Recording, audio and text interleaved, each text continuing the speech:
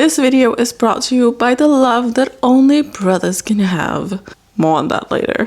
Welcome loons, goons, and anyone ready to swoon. I'm Sarah. I love to analyze TV and movies, really get into like what are the characters about, how do we see this portrayed, all these little simple nuggets. So that is what we're doing here.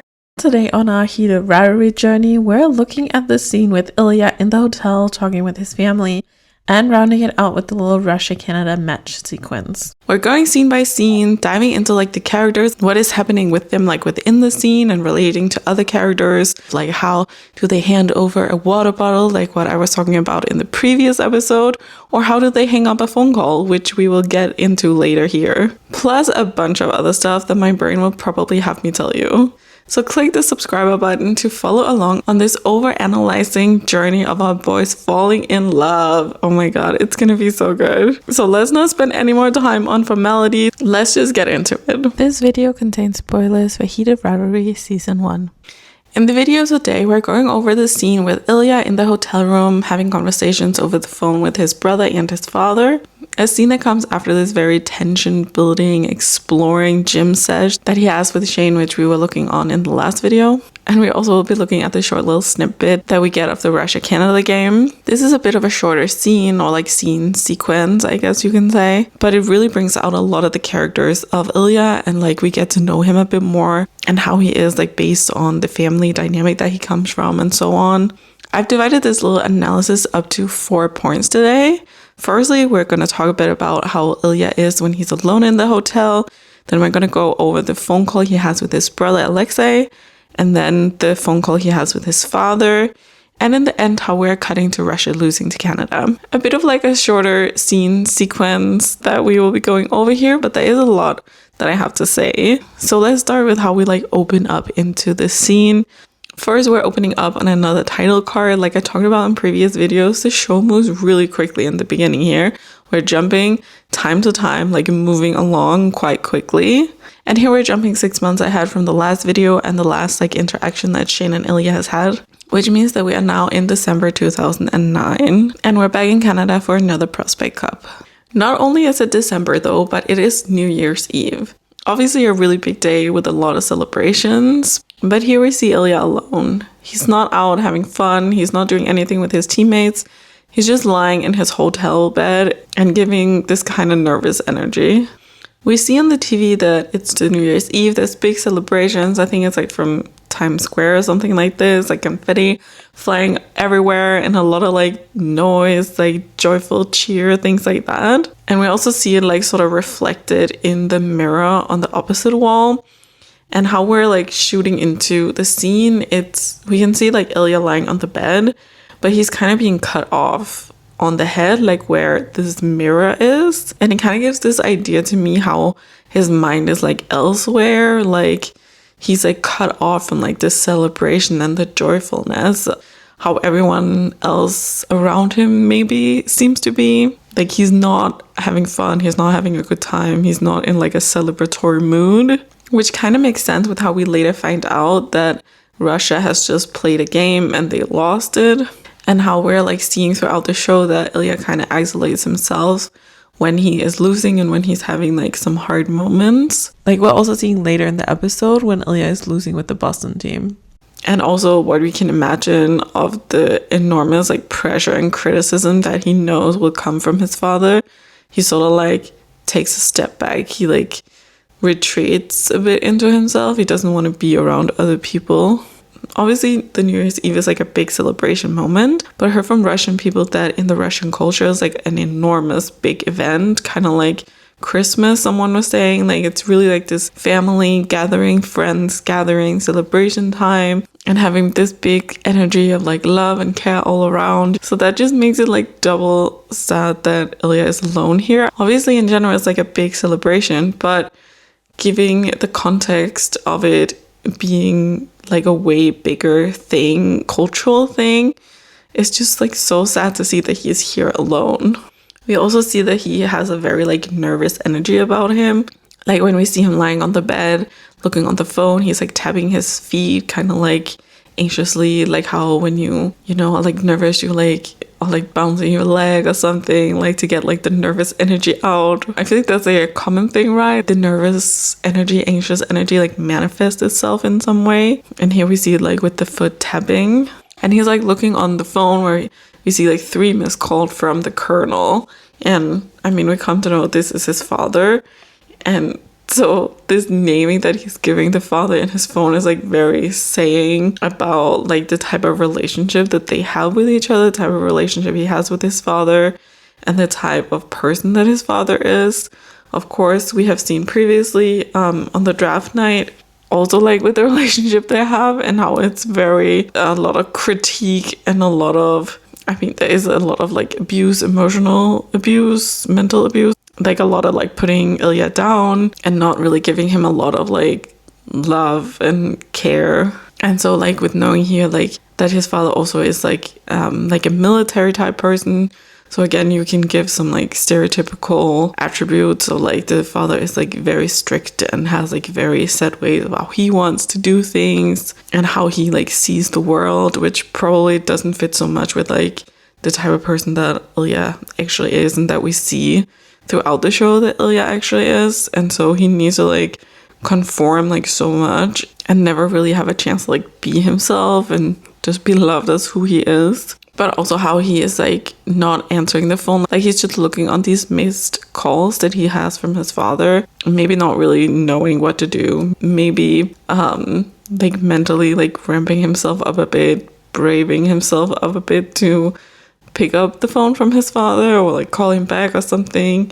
Because he probably knows like what type of mood his father will be in and what type of phone call he will be having with his father. But before he can really like make a decision, should he call back or not, he gets another call, which is this time from Alexei. It is his brother, and he kind of picks it up right away, which gives to me this like indication that he doesn't have as hard of a relationship with his brother as he has with his dad. Obviously, we see throughout the show it's a very strained relationship he has with his brother, and there also is like a lot of like abuse and negative talk and stuff like coming from the brother to Ilya. But I guess here at this point it's like he's like still a bit more of like a safer person for Ilya to like communicate with in his family. But also there is like this very deep side, like he still needs to sort of like get his like energy or something to actually pick up the call from Alexei. Like he probably knows it's not going to be like the most pleasant conversation still. And we also see like as soon as like Alexei kind of greets him that he starts to like get up from the bed, like as if he needs to move around. And when Ilya picks up the call, at first it's shown in this frame where his head is cut off, but then he moves. And throughout the whole Alexei phone call, we also see Ilya like pacing around in the hotel room. Again, like some sort of like anxious, angry feeling maybe that needs to be like dispersed in a way. So he needs to not just have his foot now, but he needs to like actually walk. Alexei is calling Ilya handsome boy, which to me sounds very much like something he would be calling him always, or like the people around would always be calling Ilya. Like, you know, like growing up, like a kind of like a nickname or something in a way. Like it's not really said like with so much feeling, I think. And like it just feels like something like you shoot off the hip, or what is that expression? Like there isn't really like complimentary feeling to it. Like it just feels like something that's just said about Ilya. And also like the phone call in general, we don't see like a lot of like care and love from Alexei to Ilya. Also not really the other way around, but obviously here very much driven by Alexei to be this uncomfortable conversation and not really to, you know, say Happy New Year or anything like that, even though they do say it to each other in the beginning. But it's not really that type of phone call of like checking in. It's more like a phone call where Alexei wants something from Ilya. And as we see here, Alexei is asking for money. And it's not the first time. Like he says, more money. So that is like a clue. This has been going on for some time. Or Ilya has like given over like a sum of money previously. And also like Ilya being like, oh, I don't have any more money. And like you snorted it away. Like kind of saying like, oh, I already paid for your you know, festive activities. I don't know how to say it. I'm not monetized, but I still don't want to like cause any issues with YouTube. So like, I hope you get what I mean. With Ilya now being a big hockey player, earning all this money, he kind of has this like burden, in the family to provide financially. And in this whole toxic masculinity mindset, Alexei in this moment feels like threatened, and this is why he needs to show his dominance in a way to be mean like he is, to be cruel like he is. Like from his point of view, it's like a little embarrassing for an older brother to ask a younger brother for money. We're also getting like a clue like that Alexei has some substance abuse issues here. And it's kind of interesting how the phone call is like happening here, like in the dead of night, or what do you call it? Like it's giving like a little more shady, like night activities, in the shadows activities, you know? Of course, it's like New Year's Eve, so it's like nighttime, but it still is like visually like giving you this feeling of like, oh, it's like something that should be hidden away a bit. And it kind of gives like a big contrast to when we see Alexei later on ask for money, which is then like in the daytime. But that is something to dive more into when we get to that scene. Throughout this like little phone call, we also get some clues to how Alexei and Ilya's life is like quite different. With Ilya is like alone here, he's doing the hockey, he's being professional, and Alexei is like is in this apartment with friends around. It looks like a bit like a smaller apartment, but there still is like kind of like this homey feeling, or not homey, but there is like still, you know, like family and life in it. Like we see on the wall, for example, are these like kids drawings and also some toys around, which I'm also really wondering like where are these from. It's giving me all these like thoughts in my head, and it really makes me want to do like an over-analysis deep dive into Alexei. So if that is something you're up for, like let me know down below, and like hit the subscribe button, because it's like 99 that I'm gonna do that video like no matter what, because I have like so many thoughts about him and how he's like also working in the family, and, like the relationship they have, and like his own like pressures, and how he's behaving towards Ilya, like why he's behaving this way. So yeah, like probably we'll get to that, but here we are more so focusing on Ilya and sort of like his pressures and struggles, and kind of like the pressures from Alexei to him. And we see, like I also talked about, there is a lot of this type of like putting Ilya down, which also is coming from his brother, and that also is kind of like this like group mocking mentality. Like we see how Ilya asking Alexei, why is our dad like calling me so much, and Alexei is like, oh, because you lost the game, and laughing with his friends. It's very much this like, oh, haha, it's so funny that you lost. And also of like the phone call, like the reason that our father is calling is because he's like upset with you, and haha, it's so funny that he's like gonna call you to like, you know, rip your ass apart or whatever you say. That was a little explicit, but like just, you know, it's like incredibly like cruel how Alexei is like talking about this and behaving in this way. And so symbolically how we see Ilya standing here with this big celebration all around him, like how things are probably looking from the outside of his life, but he's just here in this frustrating, draining situation. And it just sort of shows like the type of dynamic that Ilya and Alexei have, that he can like behave in this way towards Ilya, directly followed by him asking for money, is kind of crazy. Like that's a ballsy move, honestly. And Ilya isn't like saying, no, you can't have any money. He's saying, oh, I don't have any more money to give. And Ilya is still like being a little like angry about it, or like pushing back, but it also feels like that Ilya isn't like strong enough to like really stand up to his brother yet. And we're also seeing this here when Alexei call him like a slur, which obviously is incredibly offensive. I'm unsure if this is like supposed to be like a pointed slur, that he like knows that Ilya is a queer person, or if it's like a generic type slur. Like I heard some of the Russian speakers talk about how it doesn't exactly mean that slur, but it kind of is that, but it's like a not necessarily said to a queer person. Is, I guess, like homophobic language, right? And maybe also a way to show the general like homophobic environment that Ilya has grown up in. When he calls this slur, like we see how Ilya is like taking the phone away, and it kind of looks like he's like muting it, to me at least. It looks like he's muting his phone, and then he tells Alexei to like go fuck himself before he like actually hangs up the phone. But kind of showing like that, as I said, he doesn't really have the strength to like really stand up to Alexei and really have this type of confrontation with Alexei, like how Ilya does in episode 5 after their father's funeral.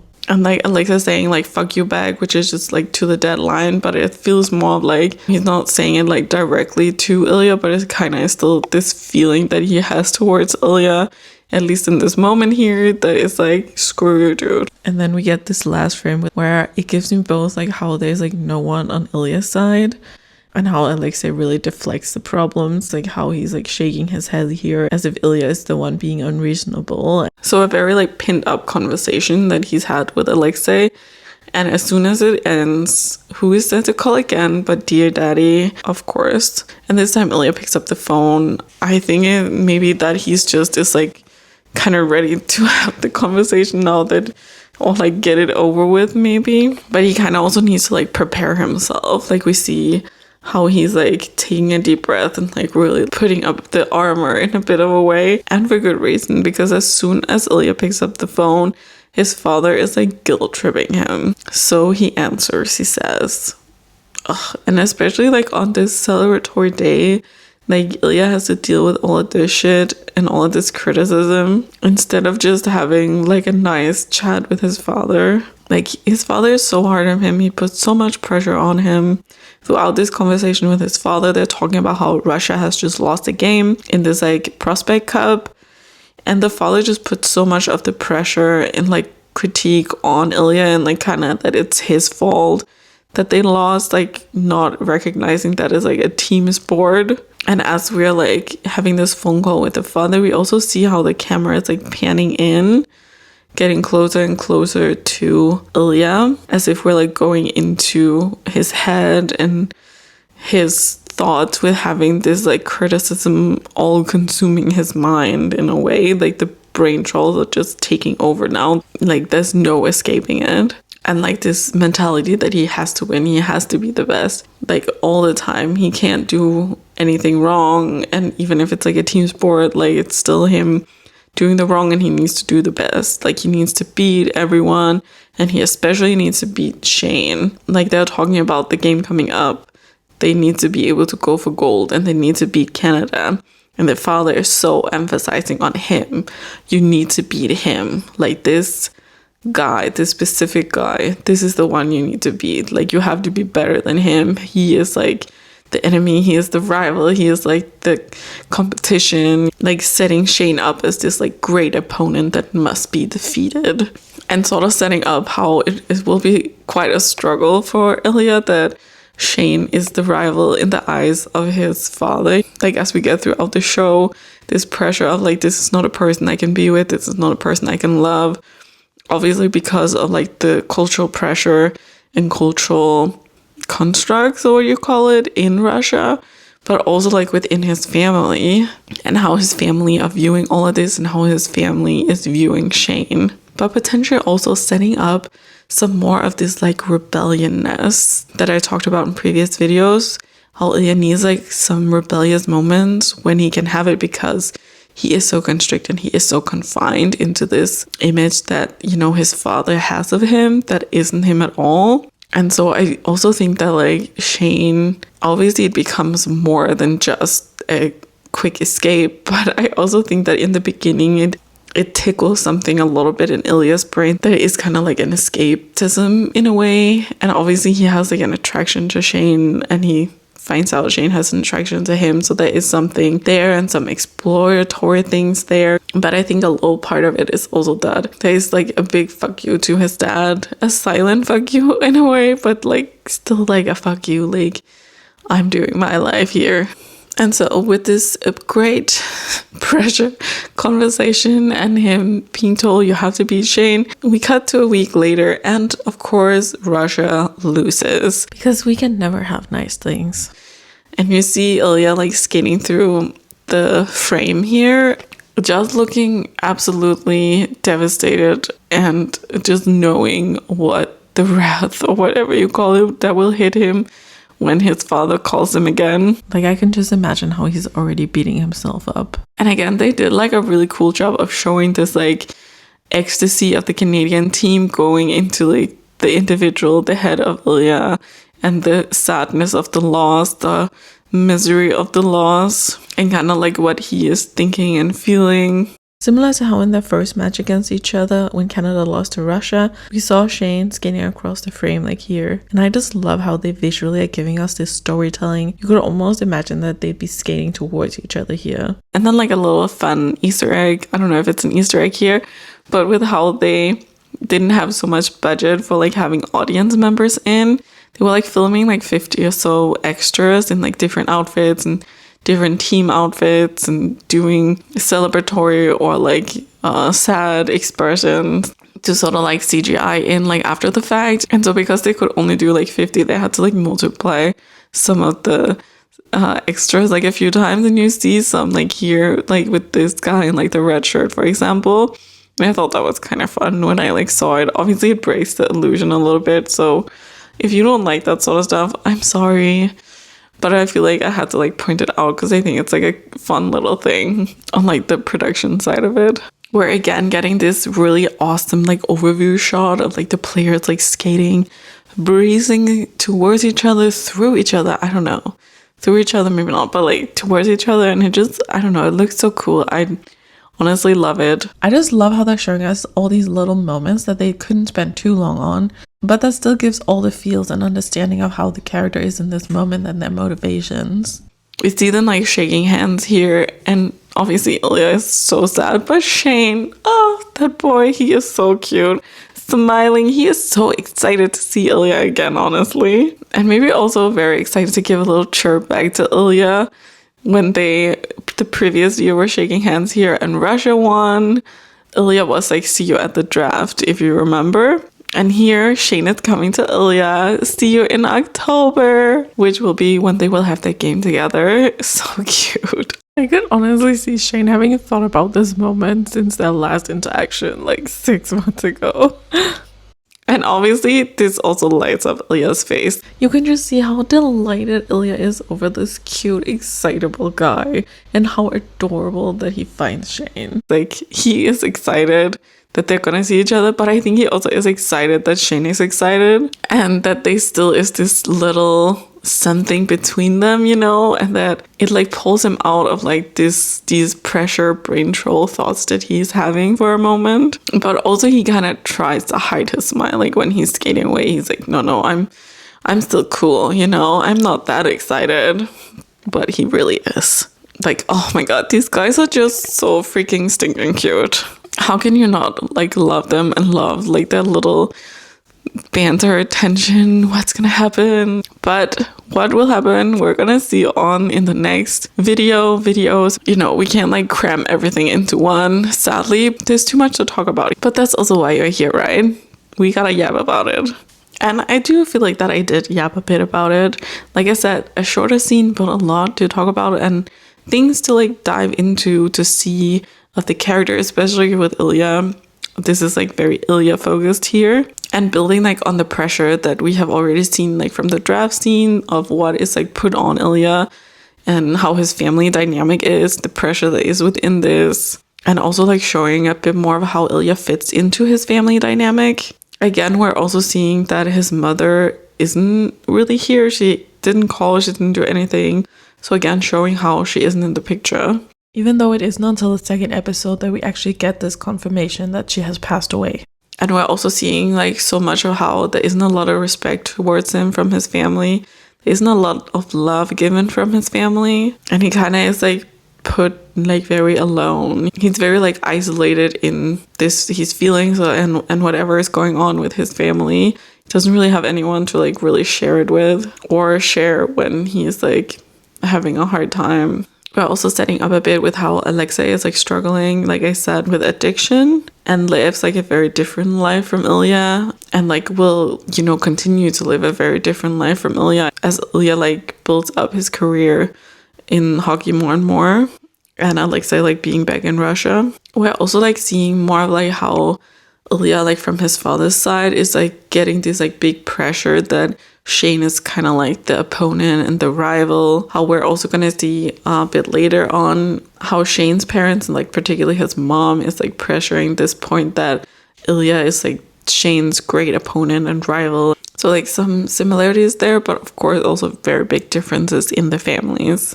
And at the end here, we're also seeing, like I said, how Shane is like becoming this a bit of like escape for Ilya, and from like the pressure that Ilya's father is putting on him. And also kind of showing off how like this view of like Shane and Ilya against each other that there is from like the outside is very different from how they have it like when they're together, and the view they have of each other. So very important for setting up Ilya more and kind of like what is going on behind the facade for him. And as I talked about, it's kind of like slowly revealed, but we're getting a lot of clues and hints like to it throughout the start of this episode as well. At least that's how I see it, how Ilya is kind of this onion that we need to like slowly peel back. Do you agree with that? What are you thinking of this little analysis? Please comment below. I would love to hear your thoughts on it so we can continue over analyzing everything about this show. All of the beautiful acting and cinematography, set design, everything. Like there's so many things to like look on here. So please let us continue the conversation down below. And until I see you next time, remember that you are always in season. Seasons of sorrow. Seasons of sorrow.